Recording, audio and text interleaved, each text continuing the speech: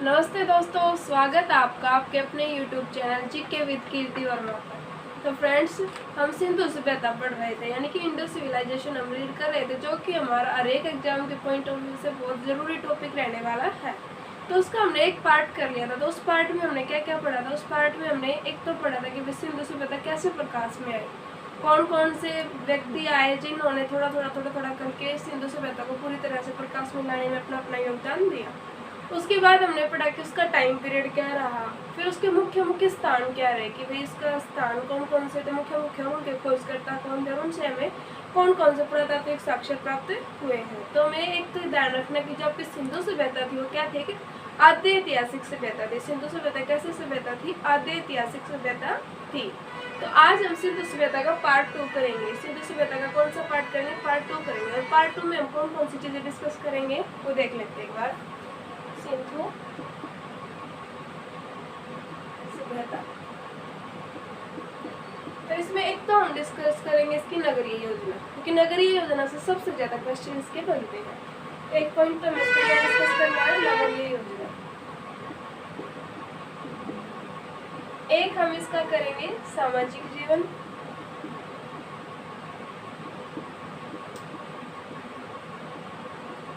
एक धार्मिक जीवन,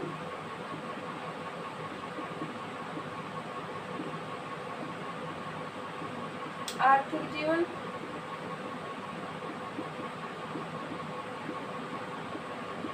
लिपि तथा लेखन कला, लिपि तथा लेखन कला, और फिर है सबसे लास्ट में इसका पतन के कारण। तो आज की वीडियो का जो हमारा टॉपिक है उसमें हम क्या क्या डिस्कस कर रहे हैं। तो हम इसकी नगरीय योजना डिस्कस करेंगे कि वे किस तरह से इस नगर को बसाया गया था। जैसे कि कोई भी घर होता है उसका नक्शा होता, तो ठीक उसी तरह से जो आपकी सिंधु सभ्यता थी इसका नक्शा किस तरह का था, ये आज की वीडियो में हम डिस्कस करेंगे। फिर जो सामाजिक जीवन, यानी कि इस सभ्यता के जो लोग थे उनका सामाजिक जीवन कैसा था, मतलब कि समाज किस तरह का था, वो चीज़ हम इसमें डिस्कस करेंगे। धार्मिक जीवन, यानी कि धर्म में इनकी कैसा विश्वास था, किस देवी की पूजा करते थे, किस देवता को मानते थे, जादू टोना था, अंधविश्वास था, जो भी था इनका हम धार्मिक जीवन में डिस्कस करेंगे। इसके बाद इनका आर्थिक जीवन, तो आर्थिक जीवन में यानी कि इनके पास पैसा कमाने के साधन क्या क्या थे, किस तरह से इनका मतलब कि जीवन यापन हो रहा था, आर्थिक मतलब कि धन कमाने का जो इनका जरिया था वो क्या था, उस चीज़ के बारे में हम डिस्कस करेंगे इनके आर्थिक जीवन में। फिर लिपि तथा लेखन कला, भाई इनकी लिपि क्या थी, अगर ये कुछ लिखते भी थे तो किस तरह की लिपि थी, क्या कैसे लिखते थे, क्या लेखन कला थी, तो वो चीज़ है। फिर अब पतन के कारण की भैया सभ्यता कितनी उन्नत सभ्यता हुई है जो हिस्ट्री में अपने आप में एक बहुत ज़्यादा महत्वपूर्ण स्थान रख रही है। तो इसके पतन के कारण क्या थे कि भाई किस तरह से ये डैमेज हो गए, किस तरह से ये सभ्यता बिल्कुल बर्बादी पर आ गई। तो ये सारी चीज़ें हम आज की वीडियो में डिस्कस करेंगे। तो सबसे पहले हम डिस्कस करेंगे नगरीय योजना को। सबसे पहला जो हमारा पॉइंट रहेगा इसमें नगरीय योजना से रहेगा। तो आपको मैं बता दूं, सबसे पहले जो आपकी सिंधु सभ्यता थी ये आपकी एक शहरी सभ्यता थी। कैसी सभ्यता थी? शहरी सभ्यता थी। इसके बाद जब आप वैदिक सभ्यता पढ़ोगे तो वो एक ग्रामीण सभ्यता रहेगी। तो देखो, शहरी से ग्रामीण पे आ गए। इतिहास हमारा क्या हुआ, पहले शहरी से क्या आ गया, ग्रामीण पे आ गया। तो सिंधु सभ्यता की नगरीय योजना में एक खास बात आपको सबसे पहले क्या ध्यान रखनी है, कैसी सभ्यता थी? शहरी सभ्यता थी। शहरी सभ्यता आपकी सिंधु सभ्यता थी। फिर इसकी नगरीय योजना क्या थी कि भाई जो सिंधु सभ्यता का रेख जो इसका स्थल हुआ, एक शहर, जो भी जितने भी शहर थे वो 2 पार्ट्स में डिवाइड किए गए थे। मतलब कि हर एक शहर को क्या किया गया था, 2 पार्ट्स में डिवाइड कर दिया गया था। एक ऊपरी भाग होता था, एक निम्न भाग होता था। शहर को क्या किया जाता था, 2 पार्ट्स में डिवाइड कर देते, एक ऊपरी भाग और एक क्या होता था, निम्न भाग होता था। तो ऊपरी भाग में क्या होता था, यानी कि ऊपरी भाग क्या होता था, जो एक ऊंचाई पे बसा हुआ हो, निचला भाग जो कि नीचे बसा हुआ, तो इस तरह का इनका बैलेंस होता था। तो ऊपरी भाग में कौन कौन सी चीजें शामिल की जाती थी? ऊपरी भाग में शामिल किया जाता था जैसे कि अनागार, जैसे जहाँ पे हम अनाज को स्टोर करते हैं। तो एक तो अनागार होता था, यानी कि पूरे शहर का अनागार हो गया। अब स्नानागार, जैसे कि जो आपका मोहनजोदड़ो, वहाँ पे क्या मिला हमको, ग्रेट बाथ ऑफ मोहनजोदड़ो, यानी कि महान एक तालाब मिला है, मतलब कि बहुत बड़ा तालाब मिला है। तो उससे क्वेश्चन बनते हैं, उसे डिस्कस करेंगे। स्नानागार, इसके अलावा गोदाम, और जो मतलब कि धार्मिक मंदिर या इमारतें जो इनकी थी वो सारी चीज किस में आती थी, ऊपरी भाग में आती थी। और ऊपरी भाग क्या होता था, दुर्ग होता था। दुर्ग यानी कि किले के टाइप का होता था, जिसकी प्राचीन मतलब की जो दीवारें होती थी बहुत ज्यादा मजबूत होती थी। तो किस तरह का था, दुर्गीकृत इसको बोला जाता था। जो आपका ऊपरी भाग इसको क्या बोला जाता था, दुर्गीकृत इसको बोला जाता था। इसके बाद जो निम्न भाग आपका था, जो नीचे वाला भाग था, इसमें क्या होता था, जो आम जनता थी वो निवास करती थी। आपकी जो आम जनता थी शहर की, वो कहाँ पे निवास कर रही थी, निचले भाग में। किसके लिए था ये, आम जनता के लिए भाग रहा। तो सिंधु सभ्यता के मतलब कितने पार्ट्स में डिवाइड कर दिया, मतलब कि नगरीय योजना में 2 पार्ट्स में इसको डिवाइड किया गया। हाँ, एक क्वेश्चन आपका यहाँ से यूपीएससी ने पूछा IAS के एग्जाम में कि भाई ऐसा कौन सा शहर था सिंधु सभ्यता का जिसके मतलब कि ऊपरी भाग और निचले भाग में वो डिवाइड नहीं किया गया था। तो ऐसा कौन सा शहर था, सॉरी ऊपरी भाग और निचले भाग का नहीं, कि ऐसा कौन सा शहर था जिसमें 3 भागों में बटा हुआ था। ये तो 2 भागों में थे, तो ऐसा कौन सा शहर था जो 3 भागों में बटा हुआ, धोलावीरा। धोलावीरा सिंधु सभ्यता का एक ऐसा शहर था जिसके 2 भाग दुर्गीकृत थे। 2 भाग क्या थे, दुर्गीकृत थे, और 1 भाग निम्न था। तो ये क्वेश्चन पूछा गया था, आप इसको मोस्ट इम्पोर्टेंट कर लीजिए। सिंधु सभ्यता का ऐसा स्थल जिसके 3 भाग मतलब कि किए गए, जिसकी नगरीय योजना में 3 पार्ट्स थे। कौन कौन से थे, 2 भाग दुर्गीकृत थे, 1 निम्न था। कौन सा स्थान रहेगा, धोलावीरा रहेगा। इसके बाद जो आपके सिंधु सभ्यता के जो स्थल थे वो क्या थे, ग्रिड शैली में निर्मित थे। कैसी शैली में निर्मित थे, वो ग्रिड शैली में निर्मित थे। तो पहले आपको समझना है कि ग्रिड पद्धति होती क्या है। तो ग्रिड शैली में क्या होता है भी, जो आपके भवन होते हैं, चाहे वो मेन रोड पे आपका कोई भी घर हो, अगर वो मेन रोड पे भी है तो उसके दरवाजे क्या होंगे, हमेशा जो उसका मेन गेट होगा वो गलियों में होगा, ना कि रोड पे होगा। यानी कि सड़कों की बजाय दरवाजे घरों के कहाँ होते थे, गलियों में होते थे। ऐसे घरों को क्या मतलब कैसे तरह से जो शहर बसाए जाते थे उसको क्या बोला जाता था, ग्रिड शैली में निर्मित शहर इनको बोला जाता था। तो इसके बारे में आगे और क्या रहेगा, एक तो जो ग्रिड शैली उसमें क्या क्या चीजें होती है वो डिस्कस करेंगे अभी। ग्रिड शैली, तो ग्रिड शैली में एक तो क्या होता है कि सारे भवन समान क्षेत्रफल में बने होते हैं। जो आपके जितने भी घर है वो क्या होते हैं, समान क्षेत्रफल में होते हैं। सभी घर समान क्षेत्रफल, यानी कि सभी घरों का क्या होता था, एरिया बिल्कुल इक्वल होता था। ये नहीं होता था कि किसी के पास 50 गज, किसी के पास 100 गज, किसी के पास 200, ऐसे बिल्कुल नहीं होता था। अगर एक बंदे के पास 50, तो यानी कि सभी घर क्या होते थे 50 गज जगह में ही बने होते थे। तो सभी भवन समान क्षेत्रफल में बने होते थे। एक इसमें क्या होती थी, सड़कें समकोण पर काटती थी। जो मेन रोड्स थे सिंधु सभ्यता में, जो सड़कें थी वो क्या करती थी, सड़कें समकोण पर काटती थी। यानी कि कुछ इस तरह से काटती थी, बिल्कुल सीधे से ऐसे आई और ऐसे आई, इस तरह से सड़कें समकोण पर काटती थी, यानी कि 90 डिग्री का एंगल ये बनाती थी। एक बात बताई मैंने कि भवनों के दरवाजे क्या होते थे, गलियों में खुलते थे। भवनों के दरवाजे गलियों में खुलते थे। प्रत्येक सड़क व गली की दोनों तरफ नालियाँ होती थी। जो सड़क और गली होती है उनकी तरफ दोनों तरफ क्या होती थी, नालियाँ होती थी। मान लीजिए ये आपकी सड़क है, इसके इस तरफ भी और इस तरफ भी क्या होती थी, पक्की नालियाँ होती थी। तो इनका जो ड्रेनेज सिस्टम था वो बहुत ज़्यादा अच्छा रहेगा। तो नालियों का उचित प्रबंध था इस व्यवस्था में। जो मेन रोड होता था सिंधु सभ्यता की, जो आपकी नगरीय योजना, उसमें क्या है, जो मेन रोड होता था उसके नीचे पक्की ईंटों की बहुत बड़ी नाली होती थी। आपने कभी बुक्स में देखा हो तो इतनी गहराई में होती थी, मतलब कि उनकी गहराई इतनी होती थी कि अगर एक इंसान एक छोर पे खड़ा हो जाए तो बिल्कुल उसके अंदर से आ जा सकता था। एक सुरंग की तरह होती थी, इतनी गहरी होती थी। तो हम इससे बता सकते कि इनका ड्रेनेज सिस्टम बहुत ज़्यादा अच्छा था। तो एक आपका यहाँ से एक क्वेश्चन बनता है कि ऐसा कौन सा शहर है सिंधु सभ्यता का, ऐसा कौन सा शहर है भाई जो ग्रिड शैली में निर्मित नहीं था। तो ग्रिड शैली में निर्मित कौन सा शहर नहीं था, लोथल। लोथल आपका क्या था, ग्रिड शैली में निर्मित शहर नहीं था। लोथल क्या था, ग्रिड शैली में निर्मित शहर बिल्कुल भी नहीं था। तो एक आपको पता होना चाहिए, ग्रिड पत्ती में आधुनिक शहर कौन से बने हुए हैं। तो ग्रिड पत्ती से आधुनिक शहर बने हुए चंडीगढ़ और इस्लामाबाद। और चंडीगढ़ की जो वास्तुकार वो कौन रहेंगे, ली काबूर्ची रहेंगे। चंडीगढ़ का जो ग्रिड पत्ती का जो नक्शा तैयार किया था वो किसने किया था, ली काबूर्ची ने तैयार किया था। तो HSCC के अकॉर्डिंग भी क्वेश्चन इंपॉर्टेंट रहेगा। तो इस्लामाबाद क्या पाकिस्तान की आपकी जो कैपिटल रहेगी, इस्लामाबाद। चंडीगढ़ रहेगी हरियाणा और पंजाब की कैपिटल। दोनों शहर क्या ग्रिड पत्ती में निर्मित है। इसके बाद जो नेक्स्ट आपका इस जो आपकी सिंधु सभ्यता थी, इसकी जो निकास प्रणाली थी वो बहुत ज़्यादा अच्छी थी। इसके अलावा इसमें घर में क्या होता था भाई, चारों तरफ कमरे होते थे और बीच में क्या होता था, आंगन होता था। घर में चारों तरफ कमरे होते थे और बीच में क्या होता था, आंगन होता था। और कुछ घरों में कुएं भी पाए गए हैं, कुछ घरों में क्या हुआ, कुएं भी पाए गए हैं। इससे पता चलता कि पानी की भी अच्छी व्यवस्था इन घरों में थी। इसके बाद एक क्वेश्चन हमारे बहुत ज्यादा बनते हैं विशाल स्नानागार से।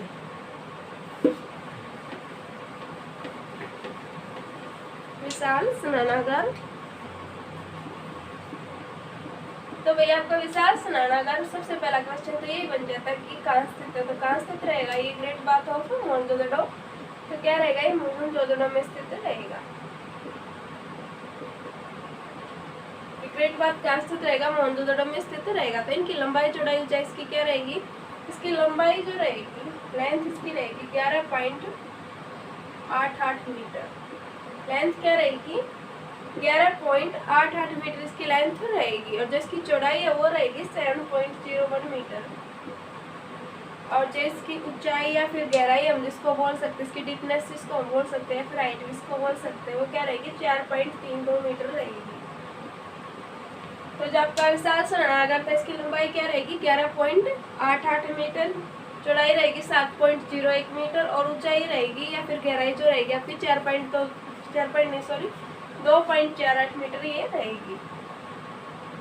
2.48 मीटर इसकी हाइट रहने वाली है। तो इसके बाद मतलब कि जो ये स्नानागार था, किस तरह से बना होता है, इसके उत्तर और दक्षिण जो स्नानागार था, इसकी उत्तर और दक्षिण दिशा थी। मान लीजिए ये स्नानागार है, जो इसके उत्तर, ठीक है, मैं पता जब भी हम किसी चीज को ड्रॉ करते हैं तो पेज पे क्या होता है, यहाँ पे नॉर्थ होता है, यहाँ पे साउथ, यहाँ पे वेस्ट और यहाँ पे ईस्ट। तो जो उत्तर और दक्षिण ये वाली साइड थी, यहाँ पे क्या होती थी, सीढ़ियाँ थी इसमें नीचे उतरने के लिए, यानी कि इस तालाब के अंदर जाने के लिए यहाँ पे क्या होती थी, सीढ़ियाँ होती थी।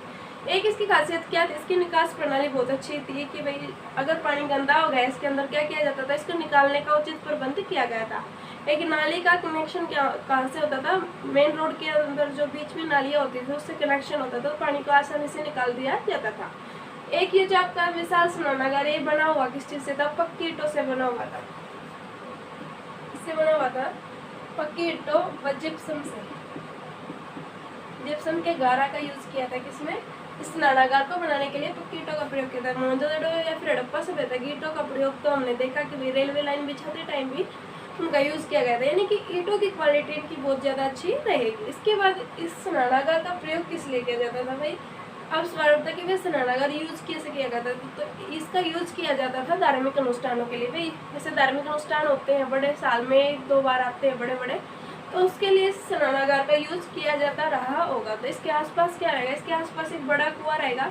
एक कुआं होता है जमीन के अंदर, एक कुआं क्या होता है जमीन के अंदर, और जो वो कुआं वो क्या था, जमीन के ऊपर, जमीन के ऊपर रहेगा। इसके आसपास रहने वाला यहाँ पे मान लीजिए वो कुआं कुछ इस तरह का रहेगा, बिल्कुल जमीन के ऊपर रहेगा। और इसके मतलब एक तरफ को क्या था भाई, एक तरफ तो इसमें कुआं था और एक तरफ इसके 8 स्नानागार थे, यानी कि 8 बाथरूम्स भी इसके आसपास रहे हैं। मान लीजिए एक तरफ इसके यहाँ पे क्या हो गए, 8 बाथरूम हो गए। और यहाँ पे एक स्तूप भी मिला है, क्या मिला है, एक स्तूप के साक्ष्य भी यहाँ पे मिले हैं, जिसका मतलब कि माना जाता है कि भाई कुषाण काल में बनाया गया होगा स्तूप। उस स्तूप के साक्ष्य भी आपको यहाँ से मिले हैं, कहाँ से, विशाल स्नानागार के पास। तो विशाल स्नानागार से ये हमारे मेन क्वेश्चंस बन जाते हैं। जो आपके लोथल और सुरगुप्ता है, ये दोनों ही ऐसे शहर हैं जिनकी रक्षा प्राचीर एक ही रहेगी, यानी कि जो इनके दुर्गीकृत भाग है इनकी रक्षा प्राचीर जो दीवार है वो एक ही रहेगी, अलग अलग इनकी दीवारें नहीं रहेंगी। इसके बाद जो नगरीय योजना हो जाती है, इसके बाद हमारा आ जाता है सामाजिक जीवन।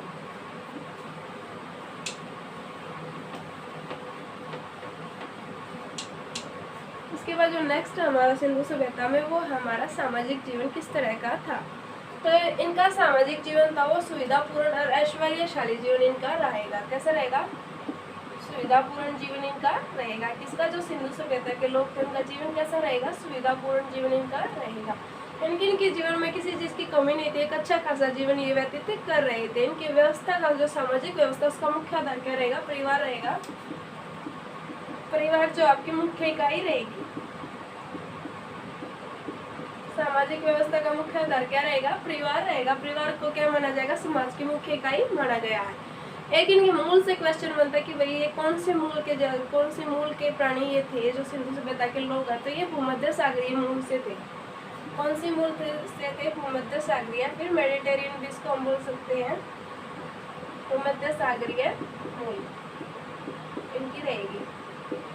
कुछ मतलब की किताबों में इनको प्रोटोस्टेरोइड दिखाया गया, कुछ में मेडिटेरियन भी दिखाया गया, कुछ में इसको निग्रोइड बोला गया है, तो कुछ में इसको कुछ और बोला गया। तो आपका जो इनका मूल में मुख्य रूप से क्या रहेगा? भूमध्य सागरीय मूल इनका रहेगा। तो कौन सा मूल रहेगा इनका? भूमध्य सागरीय मूल के ये लोग थे। इनका समाज था जो वो था कैसा था? पैट्रियार्चल सोसाइटी इनकी बिल्कुल भी नहीं थी। इनका समाज मातृसत्तात्मक समाज था, मातृसत्तात्मक समाज इनका था। ये मातृ देवी की पूजा करते थे, मतलब कि मातृ देवी की उपासना ये लोग करते थे, और मातृसत्तात्मक इनका समाज था। एक इनकी मिट्टी है, मतलब कि इनकी मिट्टी से क्वेश्चन भी बनता है। यहाँ की मिट्टी को क्या बोला जाता था? टेराकोटा बोला जाता था। सिंधु सभ्यता की मिट्टी को क्या बोला जाता था? मिट्टी को टेराकोटा बोला जाता था। और मिट्टी का ये लोग निर्यात भी करते थे। इनकी मिट्टी का क्या करते थे? ये लोग निर्यात भी इसको करते थे। किसको? टेराकोटा को। कौन कौन सी चीजों का निर्यात करते थे? एक तो टेराकोटा का करते थे, बर्तनों का निर्यात भी ये करते थे, और इसके अलावा कपड़ों का निर्यात ये लोग करते थे। और सिंधु सभ्यता के लोग निर्यात कौन कौन सी चीजें करते थे? टेराकोटा, बर्तन और कपड़े। इन तीन चीजों का ये लोग क्या करते थे? निर्यात करते थे। यानी कि एक जगह से, एक तो आयात क्या होता है कि हम दूसरे देशों से कोई सामान खरीदते हैं, और निर्यात क्या होता है हम दूसरे देशों में जाकर अपना सामान बेचते। तो वो क्या चीज होती है? निर्यात। तो ये क्या करते थे? इस चीज को बाहर बेचते थे, टेराकोटा को, बर्तन को और कपड़े को। तो इनकी मिट्टी को क्या बोला जाता था? टेराकोटा। तो एक क्वेश्चन इनका बता कि भाई ये शाकाहारी थे, मांसाहारी थे, ये लोग कैसे थे? तो ये लोग कैसे थे? सर्वाहारी थे। कैसे थे? सर्वाहारी थे। यानी कि शाकाहारी और मांसाहारी दोनों ही तरह के लोग थे। शाकाहारी भोजन भी करते थे और मांसाहारी भोजन भी ये लोग करते थे। शिकार खेलना इनका मनोरंजन का मुख्य साधन होता था। शिकार खेलते थे, दैनिक क्रियाकलाप जो इनके थे, तो वो इनसे इनका सारा दिन का टाइम पास हो जाता था। इसके बाद ये बहुमूल्य आभूषणों का प्रयोग करते थे। इनकी खासियतें क्या रहेगी? बहुमूल्य आभूषणों का प्रयोग, बहुमूल्य आभूषणों का प्रयोग जो सिंधु सभ्यता के लोग वो करते थे। दैनिक क्रियाकलाप इनके मछली पकड़ना और शिकार करना रहेंगे, जिससे मैंने बताया कि इनका टाइम पास होता था। इसके बाद जो सिंधु सभ्यता का है धार्मिक जीवन, हमने नगरीय जीवन मतलब कि नगरीय ढांचा इनका पढ़ा, सामाजिक जीवन भी इनका पढ़ा। अब हम इनके धार्मिक जीवन के बारे में डिस्कस करेंगे। भाई धर्म के प्रति इनके पॉइंट ऑफ व्यू क्या कैसे रहे, तो इनका धार्मिक जीवन कैसा रहेगा? तो धार्मिक जीवन में एक तो क्या था भाई, ये मातृ देवी की पूजा करते थे। किसकी पूजा करते थे? मातृ देवी की पूजा करते थे। मातृ सत्तात्मक समाज था। मातृ देवी की ये लोग क्या करते थे? पूजा करते थे। अंधविश्वासी लोग थे, क्या करते थे? अंधविश्वासों में भरोसा करते थे, यानी कि जादू टोना में इनका विश्वास था। जादू टोना में ये लोग क्या करते थे? विश्वास करते थे। अंधभक्ति इनकी रहेगी। इसके बाद एक ये लिंग पूजा प्रचलित, उस समय पर क्या प्रचलित था? लिंग पूजा प्रचलित थी। लिंग पूजा प्रचलित थी उस समय पर। और उस समय एक क्वेश्चन यहाँ से बनता है, जो आपका स्वास्तिक है, जैसे कि आज भी हिंदू घरों में क्या होता है, स्वास्तिक का इस तरह का निशान बनाया जाता है कुछ। तो ये स्वास्तिक किसकी देन? आपकी हड़प्पा सभ्यता की देन है। इसकी शुरुआत कहाँ से हुई है? हड़प्पा सभ्यता से शुरुआत हुई, यानी कि स्वास्तिक बहुत ज्यादा पुराना है। हम इसको ऐसे नहीं मान सकते कि इसकी शुरुआत वैदिक सभ्यता से हुई है। तो स्वास्तिक किसकी देन रहेगी? हड़प्पा सभ्यता की देन रहेगी। स्वास्तिक क्या रहेगा? आपके हड़प्पा सभ्यता की देन रहेगी। लिंग पूजा की प्रचलित रहेगी। इसके बाद जो है इनकी अंतिम संस्कार की विधियां थी। तो अंतिम संस्कार की इनकी 3 विधियां थी। अंतिम संस्कार की इनकी कितनी विधियां रहेंगी? 3 विधियां इनकी रहेंगी। यानी कि कोई व्यक्ति मर जाता तो उसको 3 तरह से उसका अंतिम संस्कार किया जाता है। एक तो इनका किया जाता है पूर्ण समाधिकरण।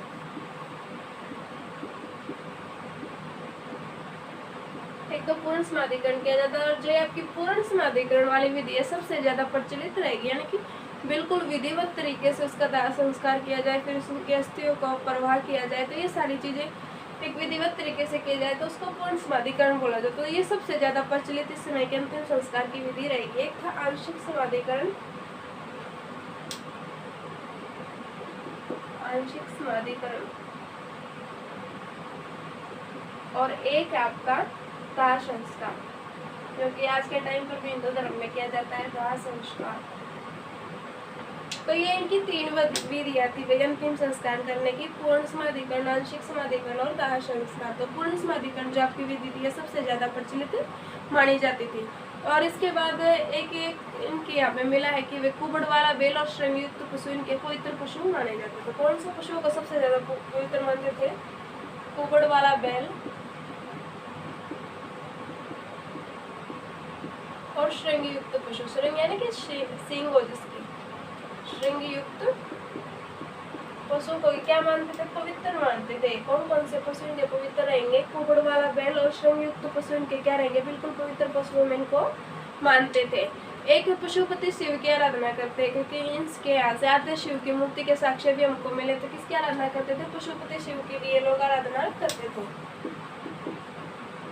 पशुपति शिव की ये आराधना करते थे। तो इस तरह का इनका धार्मिक जीवन। अगर एक पॉइंट ऑफ व्यू में देखे तो क्या थे? रूढ़ियों और अंधविश्वासों में विश्वास करने वाले लोग थे, जादू टोना में बहुत ज्यादा विश्वास करते थे। तो इस तरह का इनका धार्मिक जीवन था। अब इसके बाद जो नेक्स्ट हमारा इनका आर्थिक जीवन क्या रहेगा? आर्थिक जीवन में हम पढ़ेंगे कि वे किस तरह के क्रियाकलाप थे, इनके धन कमाने के किस तरह से इनका जीवन यापन होता था, किस तरह से इनका जीवन मतलब कि घर गृहस्थी इनका चलता था। तो आर्थिक जीवन क्या था? आर्थिक जीवन में इनका मुख्य व्यवसाय क्या रहेगा? खेती करना रहेगा इनका मुख्य व्यवसाय। मुख्य व्यवसाय क्या रहेगा? आर्थिक जीवन में इनका कृषि रहेगा। और 9 फसलों का हमें साक्ष्य मिले कि भाई ये 9 फसलों का तो साक्ष्य मिले कि 9 फसलें तो ये लोग उगाते थे। कौन कौन सी थी? गेहूं, जौ, तरबूज, मटर, खरबूजा, कपास आदि, मतलब कि इस तरह की फसलें उगाते थे। चावल और कपास को वही यूनानी क्या कहते हैं? सिंडोन कहते हैं। तो यहाँ से क्वेश्चन बनता है कि कपास को यूनानी क्या कहते हैं? यूनानी कहते हैं इसको सिंडोन कहते हैं। कपास को कितनी फसलों के साक्ष्य मिले हमको? यहाँ से 9 फसलों के साक्ष्य मिले हैं। गेहूं, जौ, तरबूज, ज्वार, मटर, कपास और चावल, ये हमें साक्ष्य इन फसलों के मिले हैं। कृषि में हल के प्रयोग के साक्ष्य भी हमें यहाँ से मिले हैं। कृषि में हल का प्रयोग किया जाता था। हल का प्रयोग, इसके साक्ष्य हमें कहाँ से मिले भाई? कालीबंगा से मिले। कालीबंगा से हमें कृषि में हल के प्रयोग के साक्ष्य मिले हैं। रेखा के साक्ष्य लिखा था मैंने। तो कृषि में हल के प्रयोग के साक्ष्य कहाँ से मिले हैं? कालीबंगा से कृषि में हल के प्रयोग के साक्ष्य मिले हैं। एक कालीबंगा में क्या मिला है? कालीबंगा से मेसोपोटामिया की बेलनाकार मुहरें भी प्राप्त हुई है। तो कालीबंगा से क्या प्राप्त हुआ? एक और चीज, मेसोपोटामिया की बेलनाकार मुहरें आपको कहाँ से प्राप्त हुई है? कालीबंगा से प्राप्त हुई है। मेसोपोटामिया की भी सभ्यता सिंधु सभ्यता की समकालीन सभ्यता रहेगी। तो इसकी बेलनाकार मुहरें कहाँ से प्राप्त हुई है? आपको कालीबंगा से प्राप्त हुई है। और जो आपकी मेसोपोटामिया की सभ्यता, इसमें सिंधु सभ्यता के लिए किस शब्द का प्रयोग किया गया था? मेलुहा शब्द का प्रयोग इन्होंने किया था। किस शब्द का प्रयोग किया था इन्होंने? मेलुहा शब्द का प्रयोग सिंधु सभ्यता के लिए किया था। मेसोपोटामिया की जो सभ्यता है इसमें बताया गया। एक जो फिर आपका इसमें सिंधु सभ्यता का एक स्थल है बालाकोट और नागेश्वर, 2 स्थल रहेंगे जो अपनी चूड़ियों के लिए प्रसिद्ध है। जैसे कांच की चूड़ियाँ, पच्चीकारियाँ, करछियाँ, इन सब चीज़ों के लिए बहुत ज़्यादा प्रसिद्ध रहने वाले हैं। कौन से शहर रहेंगे? बालाकोट। आपको पता है बालाकोट कहाँ रहेगा? पाकिस्तान में रहेगा, बालाकोट और नागेश्वर। यहाँ से आपको क्या मिले? कांच की चूड़ियों के साक्ष्य मिले हैं।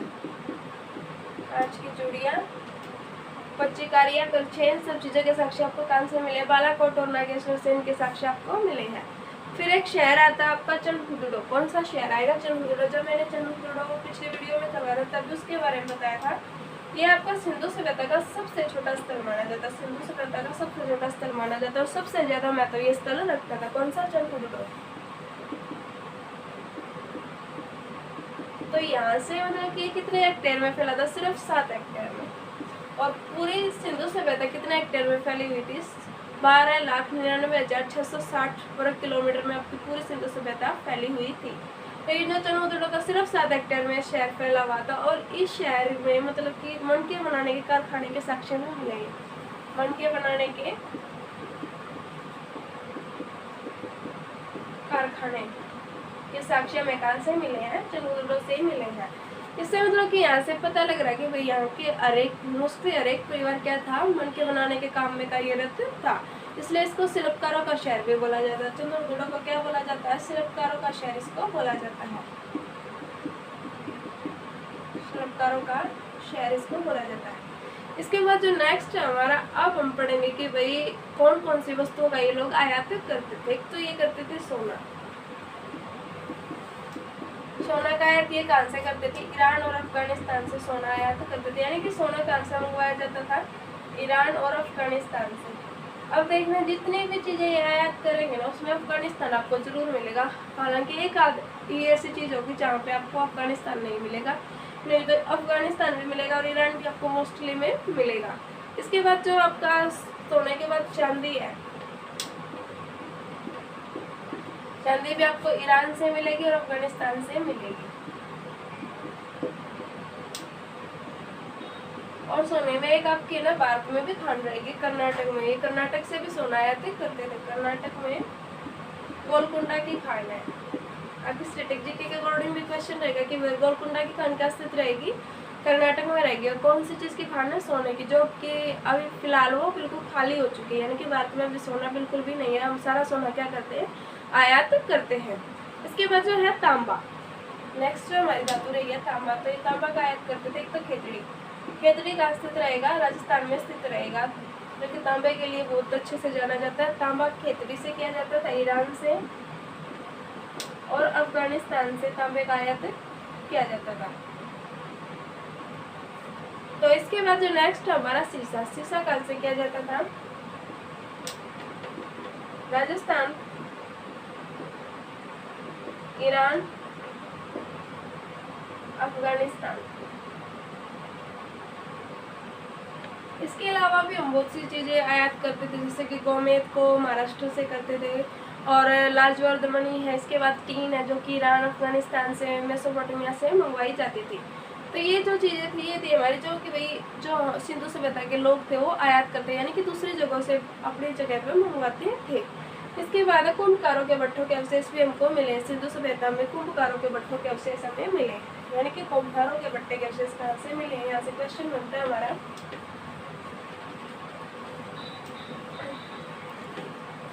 तो कुंभकारों के भट्टों के अवशेष मिले आपको मोहनजोदड़ो से। मोहनजोदड़ो से आपको क्या मिला है? एक कुंभकारों के भट्टों के अवशेष आपको मिले हैं। कहाँ से? मोहनजोदड़ो से आपको ये अवशेष मिले हैं। और जो आपके भारत की चांदी की उपलब्धता हड़प्पा सभ्यता से मिले, कि भारत में वही चांदी उपलब्ध है, इसके साक्ष्य में कहाँ से मिले हैं? हड़प्पा सभ्यता से मिले हैं। इसके बाद जो नेक्स्ट हमारा रहेगा वो रहेगा लिपि और लेखन कला, इनका डिस्कस करेंगे। आर्थिक जीवन हमने पढ़ा, मुख्य व्यवसाय कृषि रहेगा। निर्यात करते थे टेराकोटा का, बर्तनों का, कपड़ों का, और आयात करते थे सोना, चांदी, लाजवर्धमणि, और इसके अलावा जो और भी धातुएं थी, टीन, सीसा, तांबा, उन सब चीज़ों का ये क्या करते थे? आयात करते थे। अब इनकी लिपि और लेखन कला है। तो जो सिंधु सभ्यता की लिपि की बात करें, अगर सिंधु सभ्यता की लिपि की बात करें तो आपको ज़्यादातर किताबों में लिखा मिलेगा कि वह इनकी लिपि क्या थी? अज्ञात लिपि थी। यानी कि इनकी लिपि को जाना नहीं गया था, इसलिए इसको क्या बोला गया? अज्ञात, जिसे जाना नहीं गया तो अज्ञात लिपि दिखाई जाती। वैसे इनकी लिपि कौन सी रहेगी? चित्राक्षर लिपि इनकी रहेगी। सिंधु सभ्यता की लिपि क्या रहेगी? चित्राक्षर लिपि है, क्योंकि इनकी जो लिपि है, जो लेखन कला, उसमें क्या किया गया है? चित्रों और अक्षरों का प्रयोग किया गया है, जिस वजह से चित्रों के और चिन्हों के अधिक प्रयोग के कारण नहीं तो हम इसको आज तक पढ़ नहीं पाए। तो मोहरों पर इनकी लिपि, अभी इनकी लिपि का हमें साक्ष्य कहाँ से मिले? कैसे पता चला इनकी कोई लिपि भी? तो मोहरों से हमें पता चलता। मोहरों जो मोहरे होते थे उनको कुछ खुदा होता था, उसी से हमें पता चला भाई इनकी लिपि है। तो इनकी लिपि क्या रहेगी? चित्राक्षर लिपि रहेगी, जिसमें क्या रहेंगे? 250 से 400 चित्राक्षर रहेंगे, चित्राक्षर रहेंगे, या फिर पिक्टोग्राफ्स भी हम इनको बोलते हैं। और 65 मूल चिन्ह है। 65 क्या रहेंगे? मूल चिन्ह रहेंगे। 250 से 400 इस लिपि में चित्राक्षर रहेंगे, जिस कारण इसको चित्राक्षर लिपि भी बोला जाता है। एक फिर मतलब कि जो सिंधुकालीन मौर्य है ना, इसी से हमको इनके धर्म की जानकारी मिलती है। फिर इसके बाद है इनकी जैसे लिपि का मैं आपको बताती हूँ कि मोर पे किस तरह के अंकित है। कुछ इस तरह की मोर है, उस पर ओवल बनाया, उसको ऐसे क्रॉस कर दिया, फिर इस तरह का चिन्ह बना दिया, फिर कुछ इस तरह का बना दिया, फिर इस तरह का बनाया ओवल टाइप का ही, फिर कुछ इस तरह का बना दिया, फिर कुछ इस तरह का बना रही है, फिर ओवल टाइप बना रही है, फिर कुछ इस तरह का मतलब इस तरह की इनकी लिपि है भाई। ओवल है, कहीं कुछ है, कहीं कुछ है, इस तरह का निशान भी है इसमें यहाँ पे जैसे। तो इस तरह की लिपि थी। तो अभी आप बता सकते हैं इसमें क्या लिखा, नहीं पता लग सकता, इस कारण इसको अज्ञात लिपि भी बोला जाता है। तो ये लिपि है कहाँ पे का अंकन हुआ है, सैलखड़ी की मोहर। तो मोहरों से क्वेश्चन होता है कि मोहरें किस चीज़ की बनी हुई है, सैलखड़ी से बनी हुई है। मोहरें किस चीज़ से बनी होती थी, सैलखड़ी निर्मित इनकी मोहरें होती थी। मोहरें किस चीज़ से बनी होती थी, सैलखड़ी से निर्मित होती थी। अब ये तो इनकी लिपि थी। अभी लेखन कला की बात करते हैं, लिखते किस तरह से थे तो वो देखते हैं अभी। तो इनकी लिखने की लिपि थी भाई बेंड ऑफ रैंडम लिपि। लिखने की लिपि क्या रहेगी, बेंड ऑफ रैंडम लिपि इनकी रहेगी।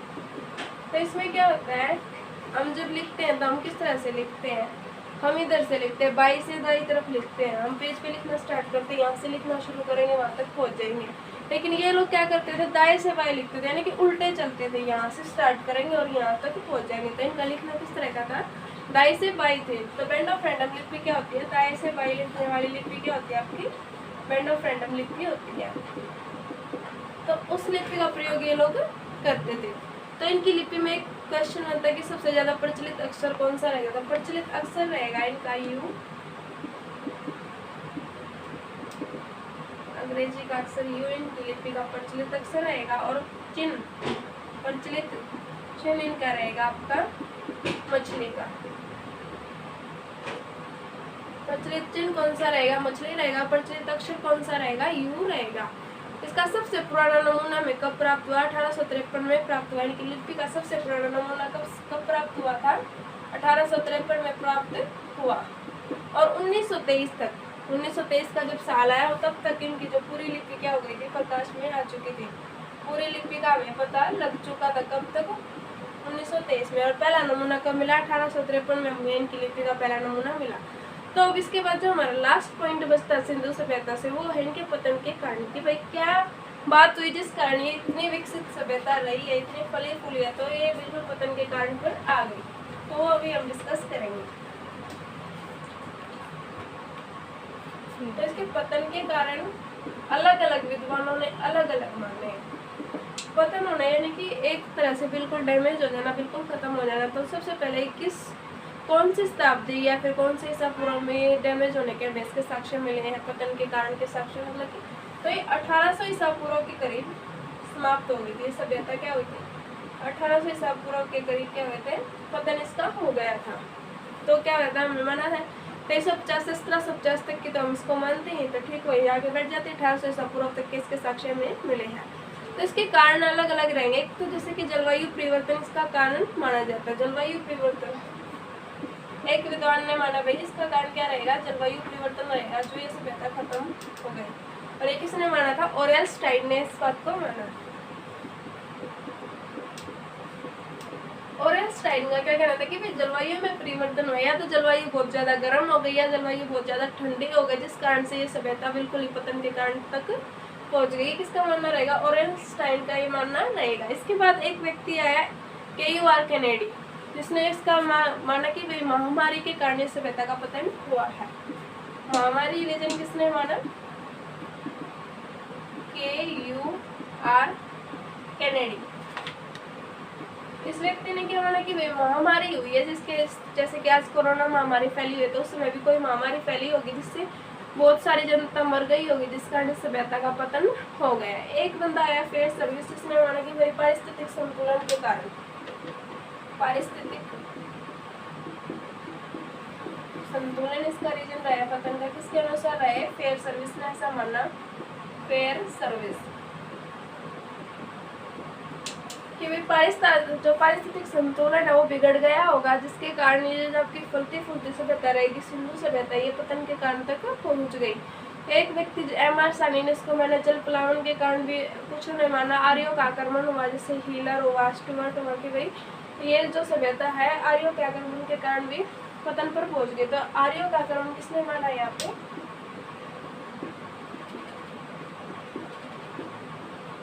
आर्यों का आक्रमण वाला व्हीलर, स्टुअर्ट और पिगट ने।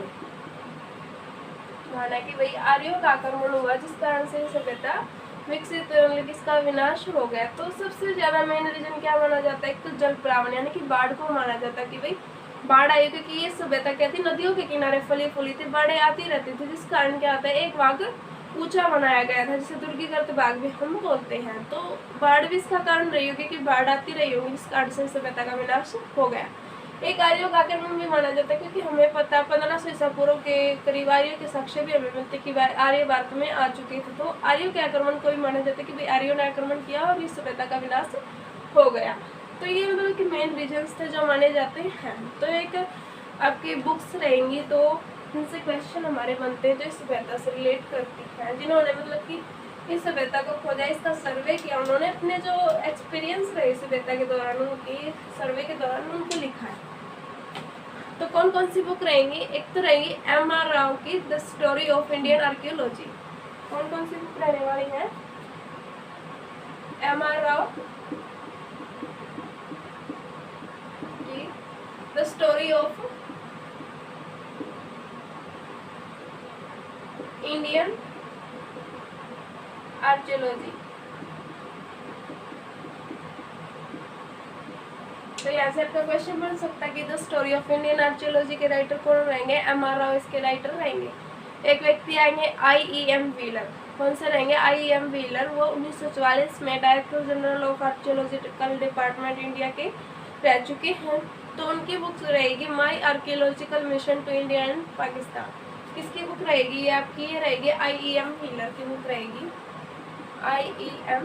व्हीलर।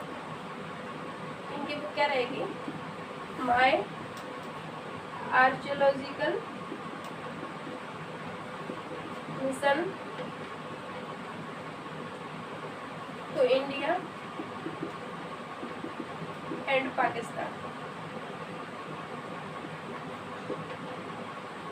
तो ये दो बुक्स रहेंगी जिससे हमारे क्वेश्चन बनते हैं। कौन कौन से रहेंगे, the story of Indian archaeology जिसके राइटर M.R. राव रहेंगे, I.E.M. व्हीलर की बुक रहेगी my archaeological mission to India and Pakistan. तो आज की वीडियो में हमने सिंधु सभ्यता के धार्मिक, सामाजिक, राजनीतिक, आर्थिक जीवन और विपतन के कारणों को डिस्कस किया, और जो हमारी सभ्यता है इससे हमारे जितने भी क्वेश्चंस बनेंगे वो सारे इस टॉपिक में कवर हो जाएंगे। अगर वीडियो अच्छी लगी तो लाइक कीजिए, शेयर कीजिए और चैनल को सब्सक्राइब कर लीजिएगा।